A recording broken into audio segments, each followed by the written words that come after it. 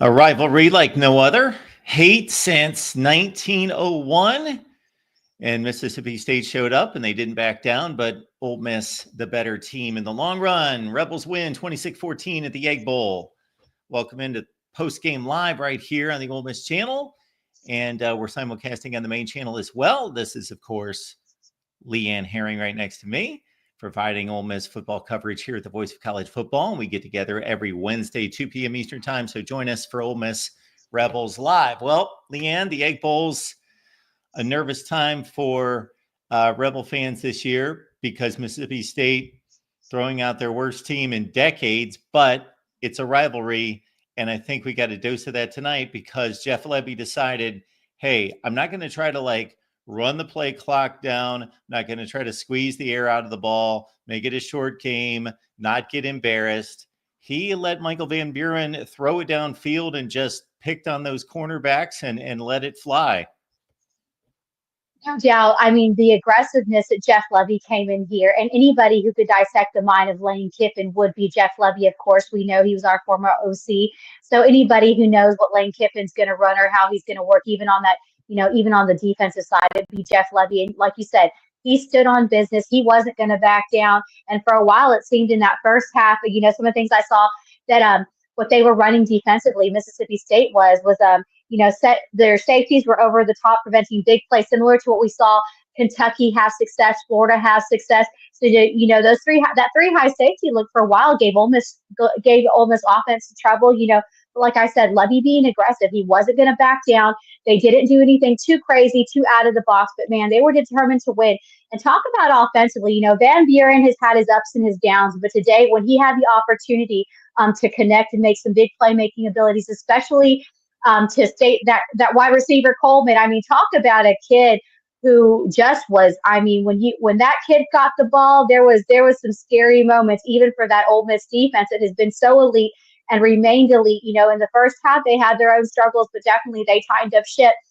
Pete Golding made sure of that in the second half. But again, I think Ole Miss fans were sitting on their seats and trying to, this one definitely kept us warm because the weather in Oxford definitely was wintry and weathery. But like I said, after the first couple, there was a couple drives, that we saw that, like I said, it could have shifted either way. But again, a bittersweet day here in Oxford, an emotional ending to a long season. We saw Jackson Dart at the end embracing Lane Kiffin.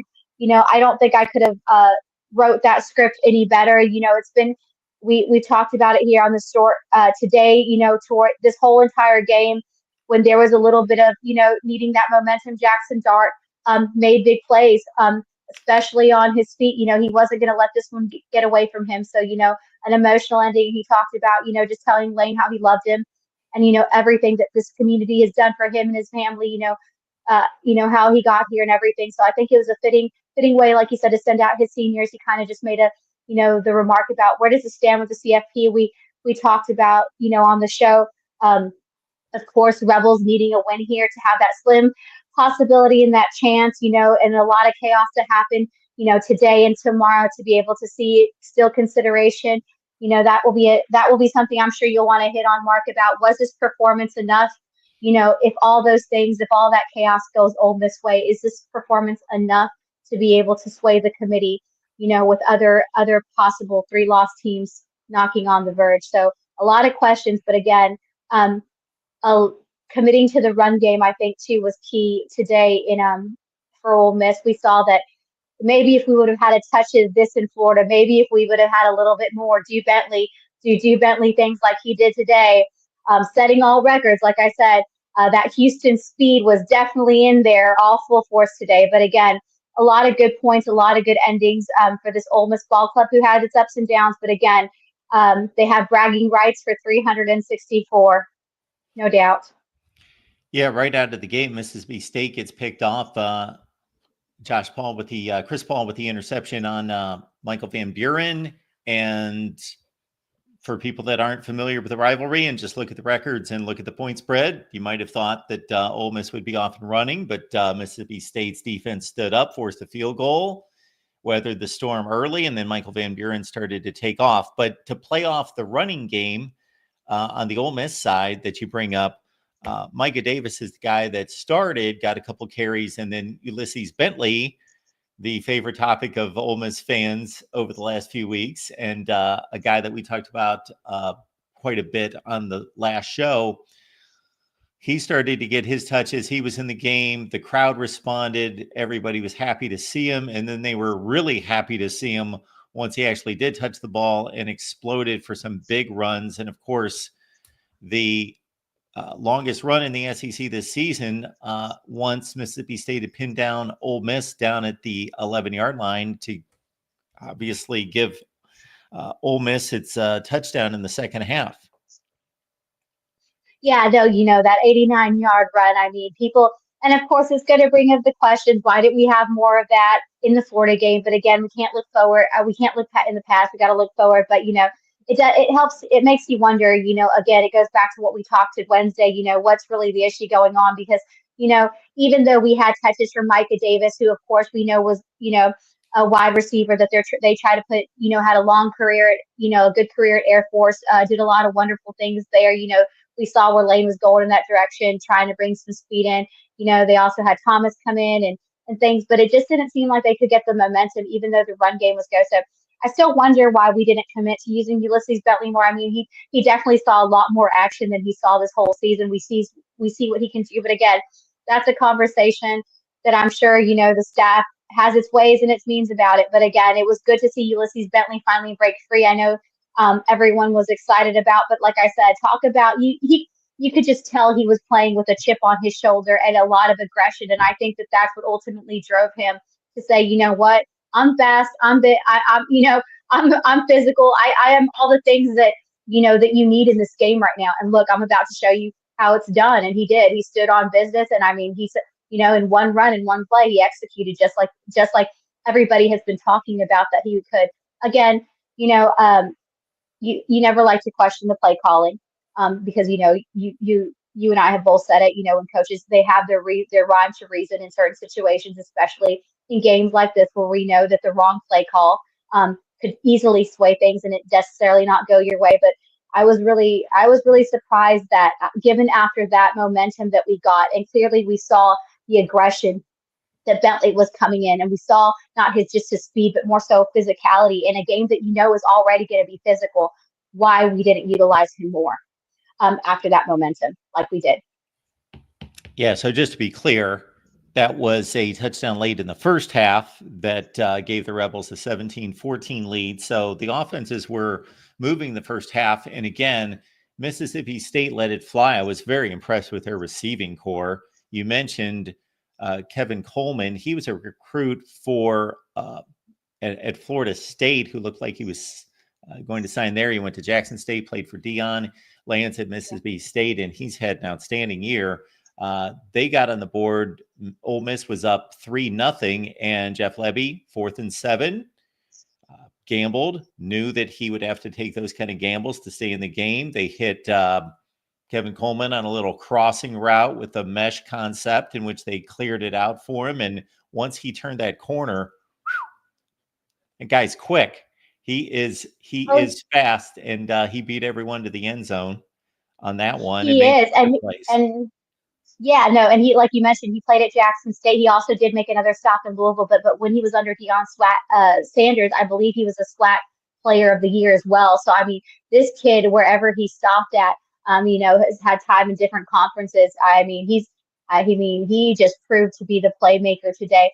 And another thing, that you got to give Jeff Lebby credit, because we brought it up with those 4th and downs today, even though they weren't successful in that, that last drive, late in the ball game, on those 4th downs, they were 3 for 3 on this game going 4th down. So like you said, Jeff Lebby gambling today and being aggressive, made it difficult at times for Ole Miss. So, and this game wasn't an easy push. Like we said, we didn't see this high scoring game.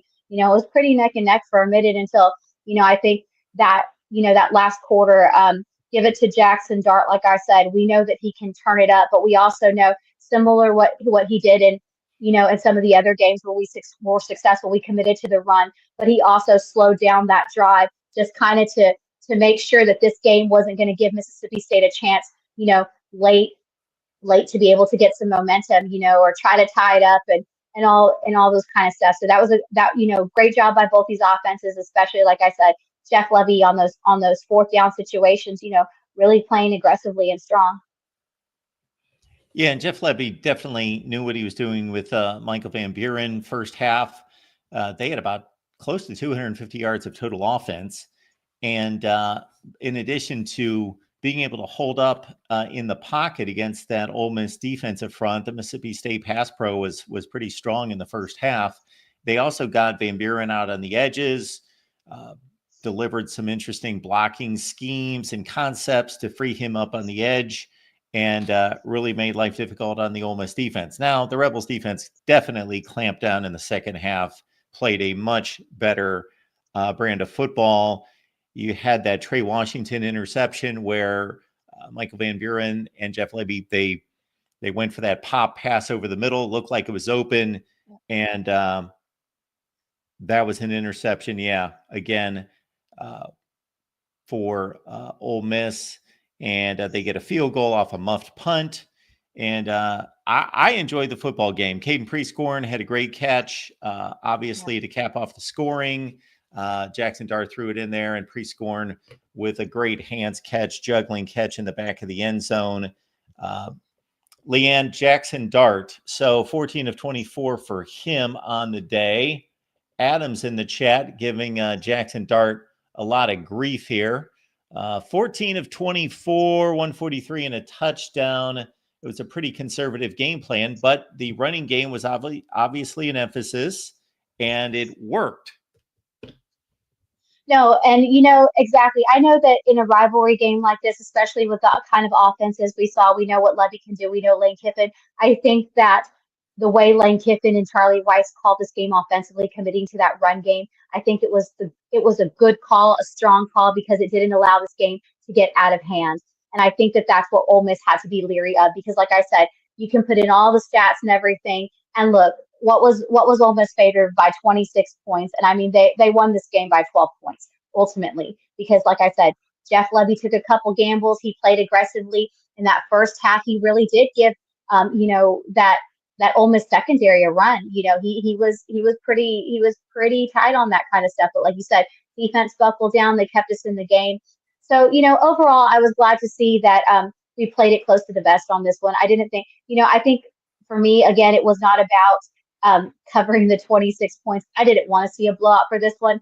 I wanted Ole Miss to come out with the win, because, like I said, this game could have got out of hand really quickly, especially with the rivalry. We saw the aggression. We saw, like I said, I don't think people expected State to come into this and the way that they did, and for Jeff Levy to be no hold. They had nothing to lose in this one, so they were going to play it really aggressively, and I think we saw that today.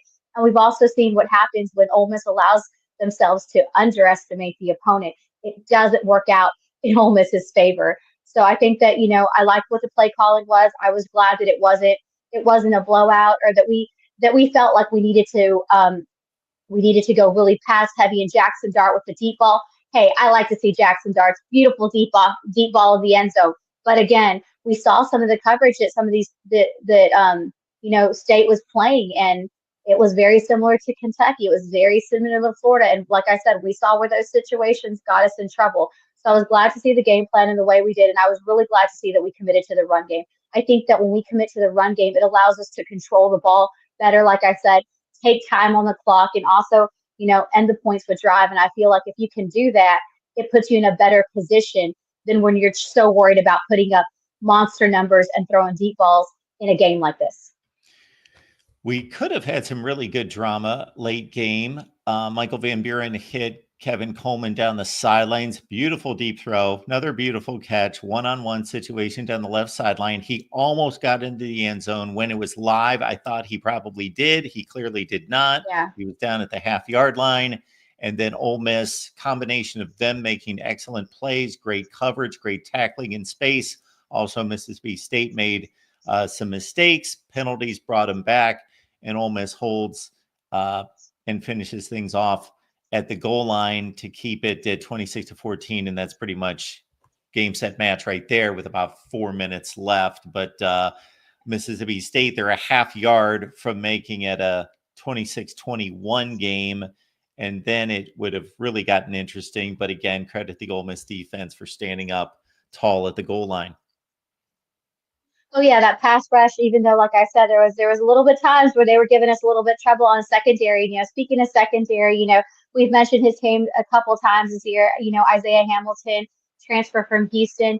He played a really good game, like I said, defensively for Ole Miss, and came up with some big plays and big stops. So again, it was a collective effort. You could tell today, but I know that Ole Miss is glad to finish the season.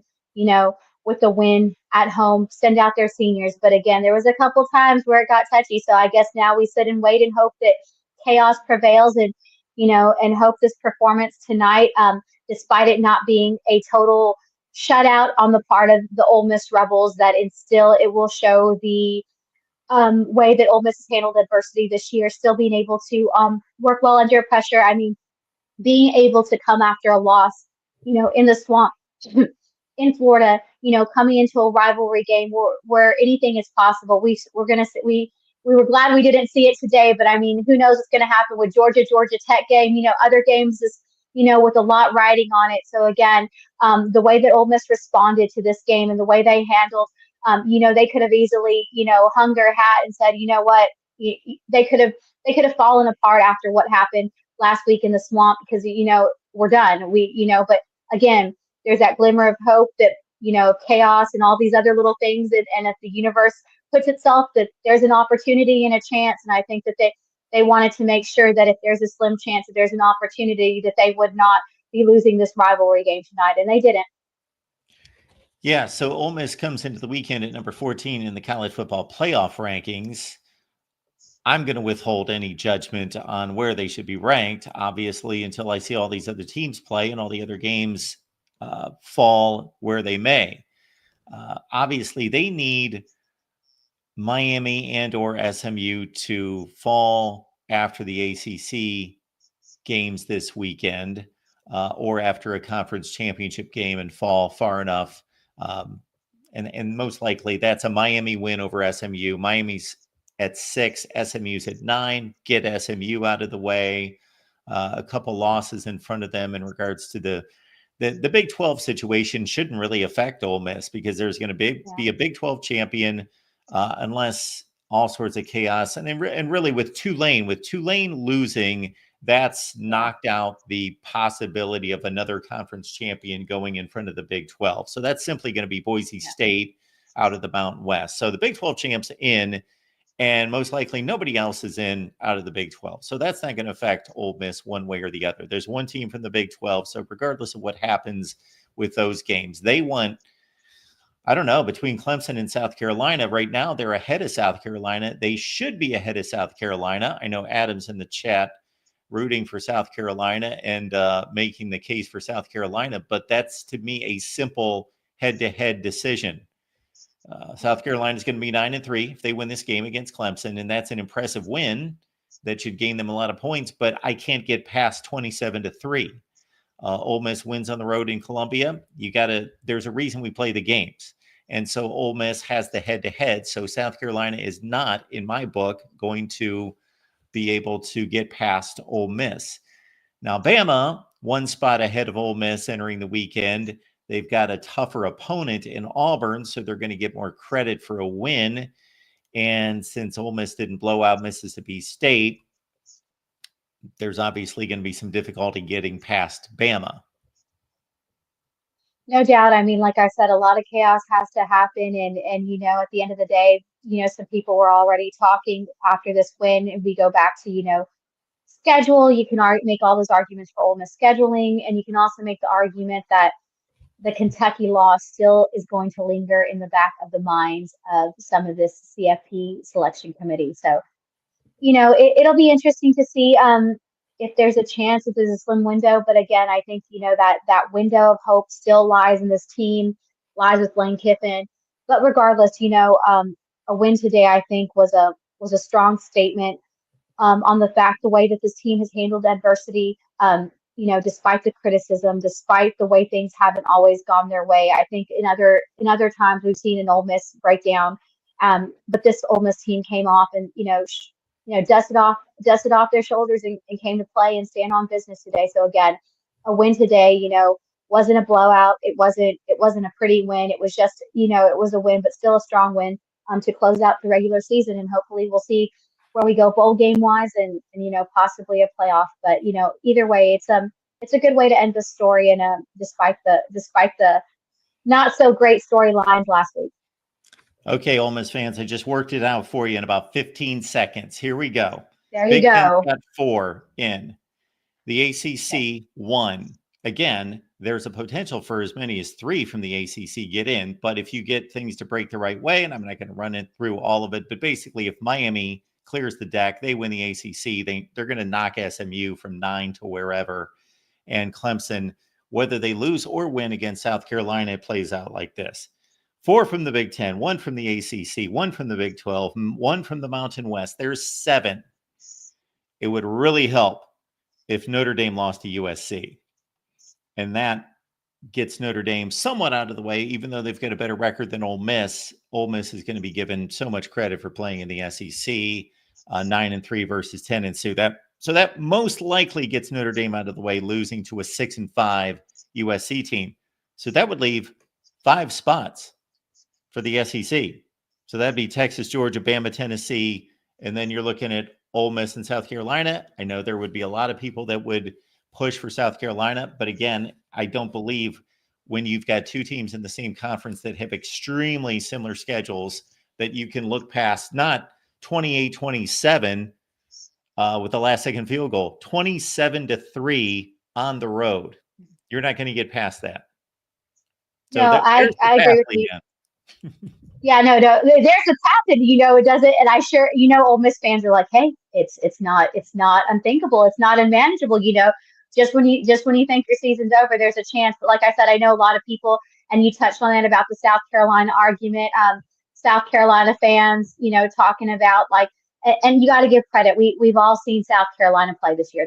They've given teams a run for their money. They've given us hell. But again, if it were to come down to South Carolina and Ole Miss, bias aside, you can't help but think that the win that Ole Miss put on South Carolina, that wasn't even close, doesn't edge out South Carolina if it's the final 2 spots. Because like you said, I mean, if we're talking about play style and we're talking about, signature wins and all the stuff, does it not apply in that situation, or does it only apply in certain situations or when certain people? Because like I said, we're still willing to overlook Alabama this year, and some of the tight situations and I feel like if Alabama hadn't lost, we wouldn't be having the conversation of including a 3-loss team from the SEC. I feel like, I just feel like we can't get off that Alabama bandwagon just yet to the idea of the fact that there's people out there, there's other teams, not just in the SEC, but outside this conference that are stronger and better. And that's why we expanded the playoff. But again, when there was that glimmer of hope, I was like, well, should we be patting Alabama on the back? Because if Alabama hadn't lost, I don't believe we would be having this conversation. But again, the path, you heard it, guys, right there. Mark cleared it out for you. The path for Ole Miss, it seems plausible, so we'll see. So I think tonight we're going to be rooting for a lot of other teams that we normally wouldn't root for, and I know a lot of fans are going to be rooting for Hugh Freeze, Rebel fans, at least for Auburn, this weekend to try to trump down Alabama. But again, it was a great game. A lot of recruits, a lot of top recruits, of course, on the sidelines, getting to talk with them. Some of the guys we talked about on Wednesday, were on hand, really impressed with the win, really excited to be in there. Of course, I think another interesting factor, back again, so close to signing day that I can't get off the air mentioning, was Deuce Knight, who is the Auburn commit. He's the SIP made. They're seeing if he's going to be SIP stayed. Kelvin Bolden, our director of recruiting strategy, was there in the golf cart, parading Deuce Knight around. So, that might be an interesting thing to watch with signing day so close. Can Ole Miss flip him back home and keep him here from Lucedale, Mississippi? So it's been an interesting weekend, and they sure did make a case tonight. Like I said, when we went on the turf, we also went on the recruiting trail. So 5-star Deuce Knight, who's currently Auburn commit, returns again, sees the game, sees the home state go battle, and once again, I think everybody knows who runs the SIP, and tonight it's Ole Miss.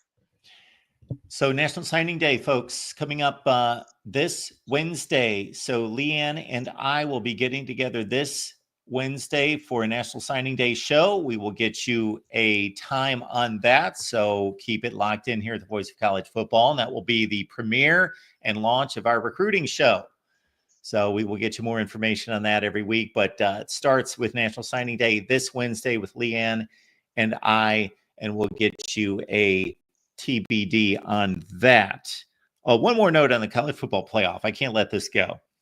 I laid out that scenario, and that was nothing crazy with Georgia Tech beating Georgia, which is, would be a huge upset, but it's possible. Yeah. Georgia Tech's not a bad football team. So yeah.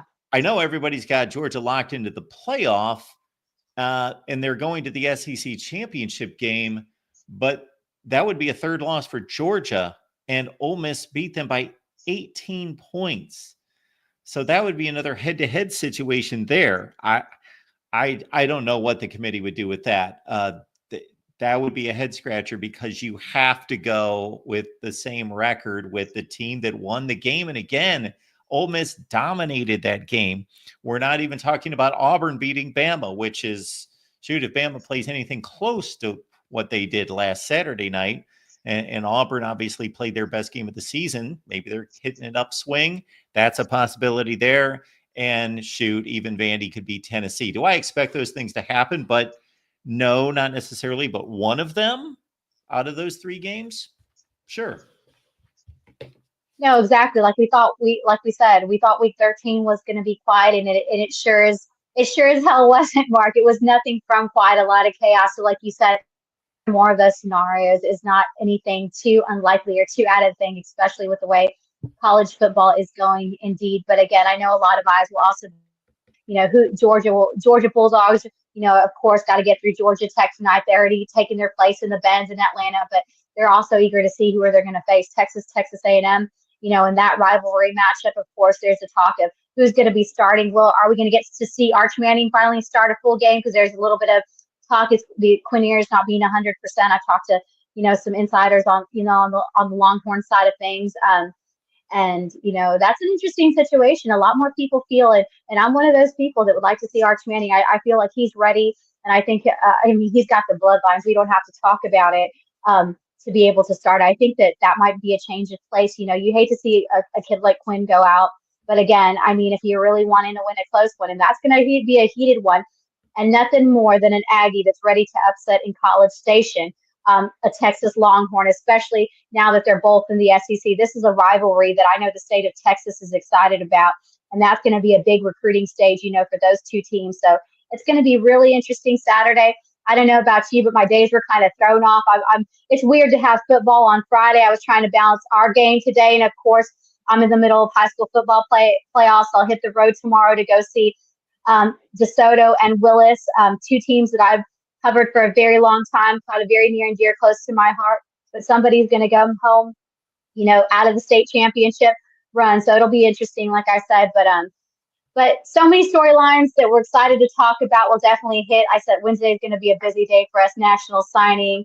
Where's the committee going to leave Ole Miss as far as the Tuesday selection? So, like I said, a lot of interesting things on Wednesday. But again, I think for Ole Miss fans, we're happy that we can still say we got bragging rights for another 364 days, and we still run the SIP, and maybe those playoff hopes are not too far-fetched.